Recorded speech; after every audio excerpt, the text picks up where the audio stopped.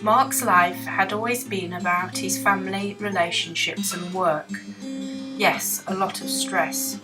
Then some family members passed on, except not in the natural order. And suddenly the youngest member of the family, Mark, became a casualty, and his life changed forever in a second.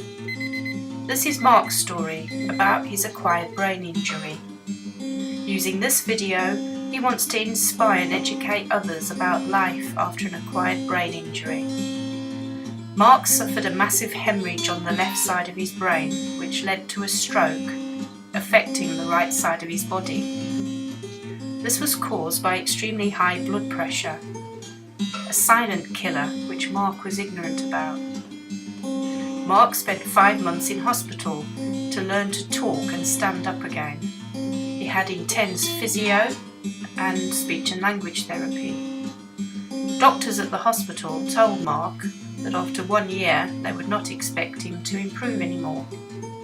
However, therapists told Mark that they knew people who had continued to make improvements even a few years after having a stroke. Mark has aphasia, which means he has difficulty processing information, reading and writing problems. However, this does not affect his intelligence. He also suffers from extreme fatigue.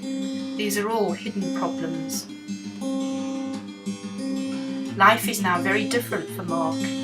He was a keen guitar player and songwriter, but cannot now play the guitar due to his disability, and to date has not been able to write a song, but he is persevering. Going to a busy pub with music and friends is not an option anymore, and even attending the cinema is a challenge. Of course, the therapies have to come to an end. It's a bit like discovering new frontiers to find out what is out there to continue rehabilitation, as the information is not in one place. Mark's frustration with himself, his surroundings and his situation led to him venturing out into the community. He had to try to re-establish a routine. After surviving the stroke, this was a second chance for him. Going out by himself meant that this was the first time Mark had to plan since his stroke, and this time he didn't have the physical and mental ability he used to. For example, ordering a disabled taxi by phone, knowing where he was going and being able to say where he was going, making sure he had the correct money for the trip, being aware of access and accessible toilets, having an awareness of the rest he would need afterwards. Having the brain injury means using much more effort and intense concentration for simple tasks. Mark now attends a few local groups and doesn't have to justify himself to people who may be aware of his physical problems but not aware of his hidden problems. Mindfulness plays a big part for Mark, as he can only plan for the here and now. He can't worry about the past, and he can't plan for the future.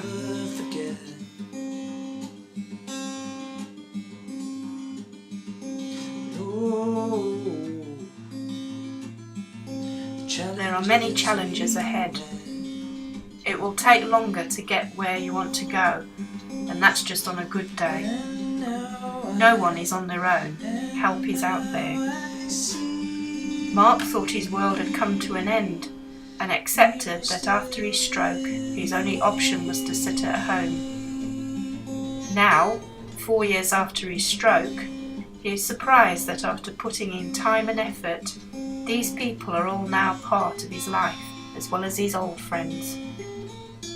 Even though he has an acquired brain injury, he has also learned that it is okay to have some fun.